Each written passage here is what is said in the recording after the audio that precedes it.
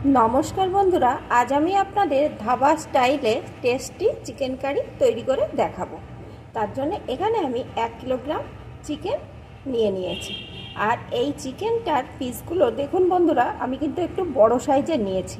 এই রেসিপিতে একটু বড় সাইজের চিকেনের পিসগুলো হলে রান্না করতেও সুবিধা হয় আর খেতেও ভালো হয়। এখন আমি এই রেসিপিটি কেমন করে করছি বন্ধুরা, প্লিজ একটা লাইক দিয়ে শুরু করুন। প্রথমে আমি চিকেনটাকে ম্যারিনেট করব, তাই এর ভিতরে আমি দিয়ে দেব 4 চা চামচ টক দই। এই রান্নায় টক দইটা কিন্তু একটু বেশি পরিমাণে দিতে হবে।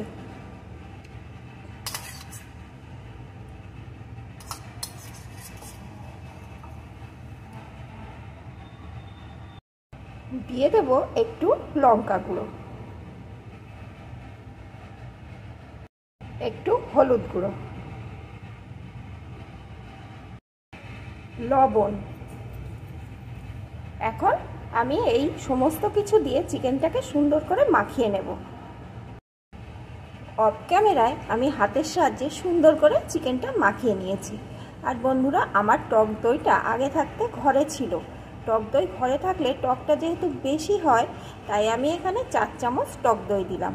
আপনারা কিন্তু যদি টাটকা টক দই থাকে তাহলে এখানে 6 চামচ মতন টক দই দিয়ে দেবেন। এখন এইভাবে চিকেনটাকে আমি 1 ঘন্টা মতো রেস্টে রেখে দেব। চিকেনটা রান্নার জন্য আমি একটা মশলা তৈরি করে নেব। তার জন্য এখানে আমি একটা নিয়েছি মিক্সিং জার। এর ভিতরে দিয়ে দেব কয়েকটা কাজু বাদাম, একটু চার মগজ, কয়েকটা কাঁচা পাকা লঙ্কা। আমি এখানে কাঁচা লঙ্কার মধ্যে লাল লাল লঙ্কাগুলোই দিয়েছি, তাহলে রান্নার টেস্টটাও আসবে আর চিকেনের কালারটাও সুন্দর হবে। সাথে দিয়ে দেবো একটা টমেটো। এখন এই সমস্ত কিছুকে সুন্দর করে পেস্ট করে নেব। মশলাটা এখানে আমার রেডি হয়ে গেছে। আর আমি যে মশলাগুলো দেব রান্নার সাথে সাথে বলে দেব। রান্নার জন্য এখানে আমি একটা কড়াই গরম করে তাতে পরিমাণ মতো সর্ষের তেল দিয়ে দিয়েছি। আমি কিন্তু বন্ধুরা রান্নাটা সর্ষের তেলে করছি, আপনারা চাইলে কিন্তু এই রান্নাটা সাদা তেলেও করতে পারেন। সাদা তেলেও কিন্তু এই রান্নাটা ভালো হয়। এখন তেলটা আমার গরম হয়ে গেছে। এখন আমি এর ভিতরে দিয়ে দেব একটা বড় সাইজের রসুন, একটু থেতো করে নিয়েছি সেই রসুনটাকে। এখন রসুনটাকে একটু ভেজে নেব।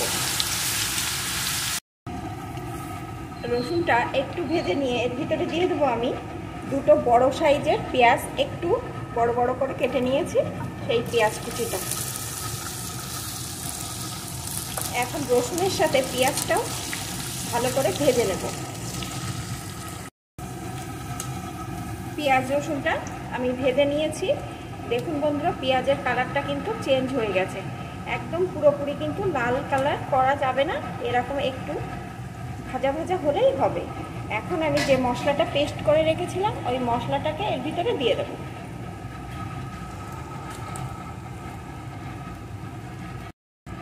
সাথে দিয়ে দেব চা চামচের 1.5 চামচ মতন জিরে আদা বাটা একসাথে। জিরে আদা একসাথে বাটা ছিল, সেটাকে আমি চা চামচের 1.5 চামচ মতন দিয়ে দিলাম।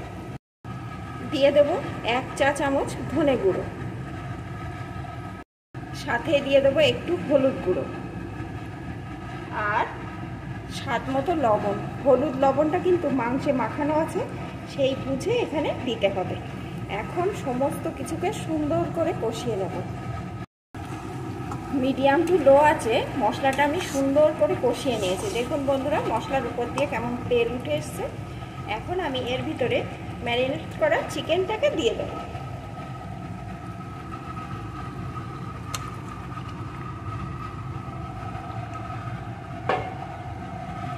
এখন আঁচটাকে একদম হাইতে দিয়ে চিকেনটা সুন্দর করে কষিয়ে নেব।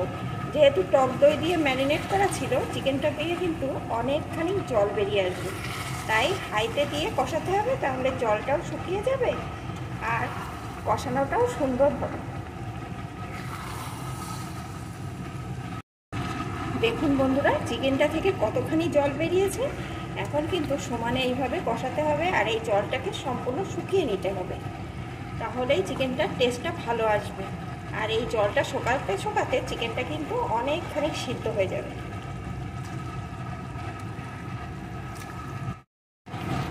চিকেনটা বেশ কিছুক্ষণ ধরে আমি এইভাবে নাড়িয়ে নাড়িয়ে কষিয়ে নিয়েছি। দেখুন বন্ধুরা, চিকেনটা দিয়ে কেমন তেল বেরিয়ে এসছে, আর দেখুন কতটা লোভনীয় দেখাচ্ছে।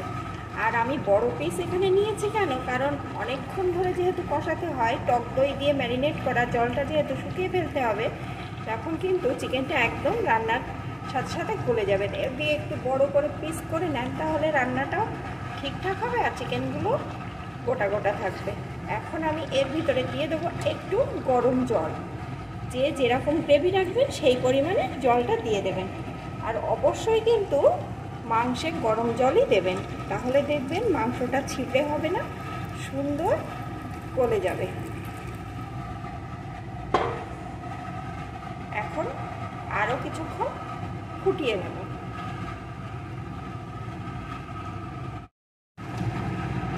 বেশ কিছুক্ষণ ধরে চিকেনটা আমি রান্না করে নিয়েছি। এখন আমি এর ভিতরে দিয়ে দেবো একটু কাসুরি মেথি,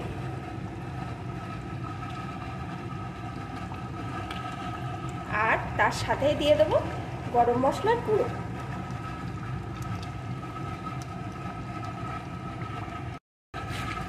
একটু মিশিয়ে নেব। বন্ধুরা, এখন কিন্তু এখানে আমার রেডি হয়ে গেছে ধাবা স্টাইলে স্পাইসি চিকেন কারি। এই চিকেনটা দিয়ে কিন্তু এখন একটা দারুণ সুগন্ধ উঠে আসছে। বন্ধুরা, আপনারা তো অনেকে অনেক রকমভাবে চিকেন কারি খেয়েছেন, একবার এইভাবে তৈরি করে খেয়ে দেখবেন, এর স্বাদ কত সুন্দর হয়। আর আমাকে কমেন্ট করে জানাবেন আপনাদের আমার এই রেসিপিটি কেমন লাগলো। যদি ভালো লেগে থাকে একটা লাইক শেয়ার করে দেবেন। এখন আমার এই চিকেন কারি একদম রেডি, আমি নামিয়ে নেব।